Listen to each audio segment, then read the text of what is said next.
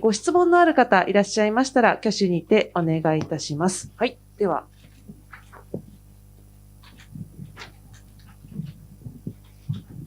Good to see you, Mr. Coker. I want to ask you, do you have what kind of opinion about Sturgeon today? About which one? The Sturgeon. stadium, the arena? No. Archuleta's opponent, Sturgeon. Oh, yeah, sorry, yes. Yeah. Listen, I thought the fights today were very competitive, and I think that Archuleta's opponent was very strong, and I think he might have even hurt Archuleta in that fight a couple of times, but that fight was very close, and it just shows you how much, the Ryzen fighters, to me, have grown in the last 5-6 years. I see a big growth spurt. And keep in mind, when you talk about the Bellator athletes, and I'm not just saying this because, it's a company I run, but over the last 6-7 years, this is the best roster we've ever had in the history of the company. And if you look at every weight class, 205, we have the best 205 pounder in the world. Compete with anybody. The best 185 pound, Johnny Evelyn. I'm telling you, this guy just beat Gegard Mousasi. He's another guy. But if you go all the way down the weight classes, not just have fighters that could beat the UFC, we have fighters that can compete at 3 or 4 different, like fighters at each weight class that can compete against any company in the planet. So we have a very strong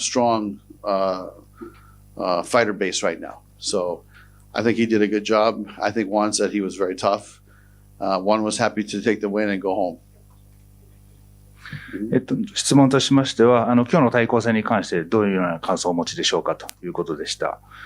回答としましては、本当にどれも接戦で、特に、アーチェリッタ選手の相手は本当に強かったと思います。で、なんとか本当にそれも、アーチェリッタ選手が接戦で勝てたんでよかったと思います。で、これはやはり、この5、6年で、ライジンの選手がどれだけやっぱり全体的に成長してきているかというようなことを証明していることだと思います。で、また、ベラトーの選手もこの5、6年でも、本当にどのウェイトクラスでも最高レベルに達しているというふうに思います。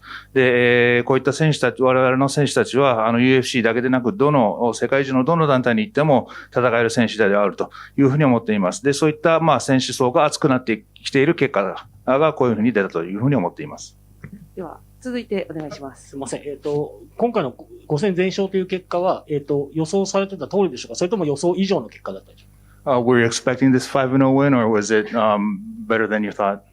I always said, my wish is to go 5-0, and I'm happy that my guys won. But to me, it was very competitive out there. That last fight, Mr. Souza, when he was fighting AJ, there was a couple times I thought maybe he might get tapped. So it was very stressful to watch that last fight. It was very back and forth. I thought AJ did what he had to do to win, but anything can happen in a fight, as you know, in MMA. So it was an entertaining night of fights. 常に5-0で勝てればいいというふうに思ってますけども、当然何が起こるかわかりませんし、最後の試合でも、何度か、サトシ選手が、AJ を、タップからタップ取るんじゃないかというふうに、感じがして、ドキドキして、非常にストレスフルな展開でした。ただ、やるべきことをやって勝ったと思いますので、その結果かなというふうに思います。スコットさんから見て、今日のベラトル勢の MVP は誰ですか？Who is your MVP on your side? Who is the MVP on your side? Oh, I think I might have to give it to AJ McKee. I thought he was in some dangerous situations. He got out of them. He did what he had to do to win, and I think that he had a great performance. And again, I think that when you look at Souza, the gentleman he fought, I mean, that guy is a dangerous fighter, as you guys know, and I think he'd be something. Well, he'd definitely get ranked in the top 10 in the world from this performance. So, this was something that was very, very, very, very, stressful to watch because I thought a couple of times he might have been in big trouble. エイジ・マッキーじゃないかなというふうに思います。さっきも言ったように何度か危ないシーンあったんですけども、うまく脱出したりしましたし、相手のやはりサトシ選手っていうのは非常に危険な選手だというふうに思います。で、世界でもトップ10に入るような選手ではないかというふうに思っています。で、そういった試合を見るのは本当にストレスフルだったんですけども、AJ としてはよくやってくれたというふうに思います。はい。続いてご質問ある方。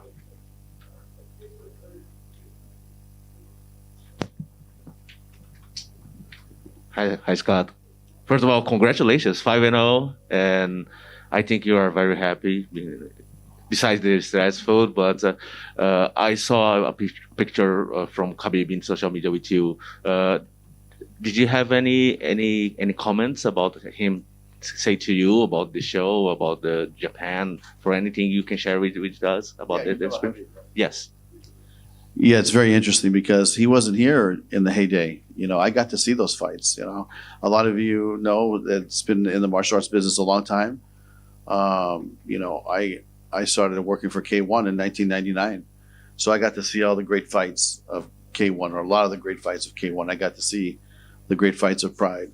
And Khabib has never seen the production and the fans, and he was freaking out. He was telling me, "This is unbelievable." He kept telling me, "This is unbelievable." I had no idea that something like this was happening, in Japan.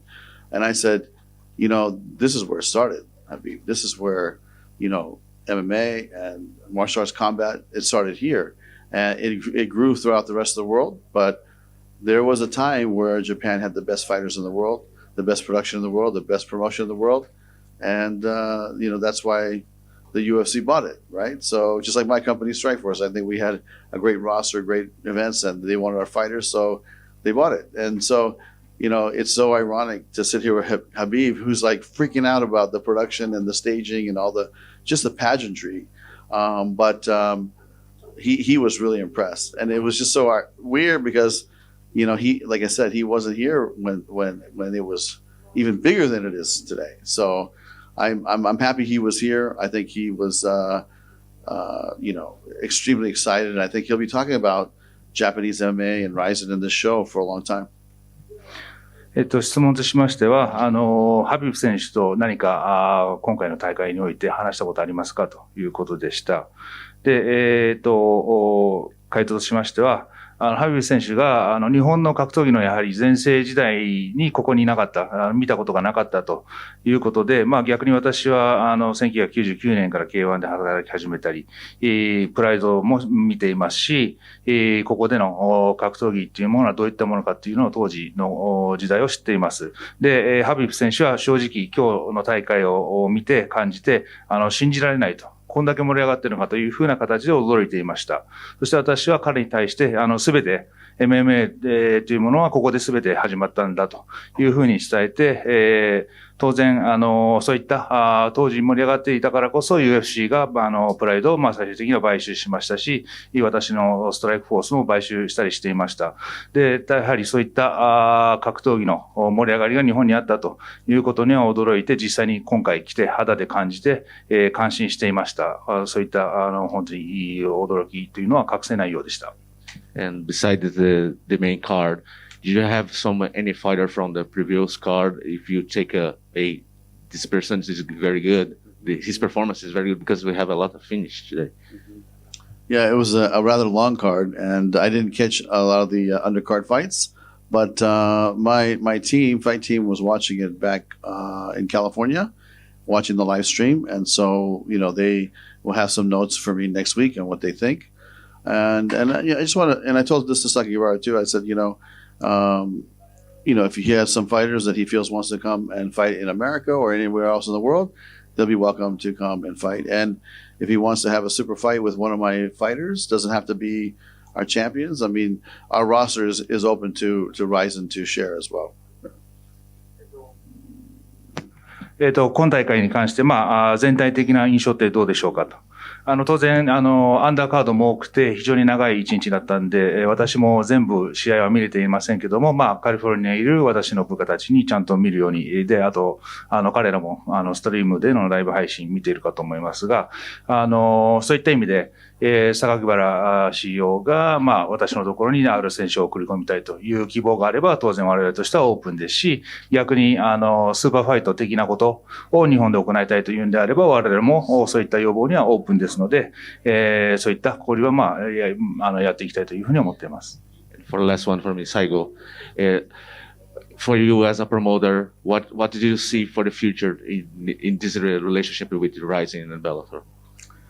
You know, I will meet with Sakakibara in probably the next couple weeks, and we'll have a conversation. I think that this is a lot of work to promote a show like this, and it was, you could tell how great it was produced. I think he should be extremely proud of everything he's done here. But the relationship is good. It goes back 20 years. I plan to continue to work with Sakakibara, and I think we'll figure something out that'll be very unique and fun for the fans. プロモーターとしてご自身このようなライジンとベラトルの関係というのはどのように思いますでしょうかという質問でした。でもちろん今大会の反省もこの数週間やっていきますし、また今後に関しては榊原氏ともいろいろと話していきたいというふうに思っています。で、当然彼との付き合いはもう20年前にも遡るので、今後また新たな展開としてどういったものがあるかというのはもう随時話し合っていきたいというふうに思っています。ラストワンクエスチョンでお願いします。ゴングマガジンです。2つ質問があります。JMOC にアメリカから、ジャッジも入り、今回のジャッジがフェアなものだ、心配だったジャッジはフェアなものだったと感じましたか？This time there were judges from the U.S. also. Do you think it was the judges were pretty fair? Yeah, I think the judging was fair. I think that we brought 2 judges, but I think there was a rotation of 8 or 9 judges on the Japanese side, and we didn't have any complaints. I know that our guys are very, very seasoned, and we brought the best officials that we could. And I know that the Japanese officials have been doing this for a very long time, and they have a nice federation, so no complaints.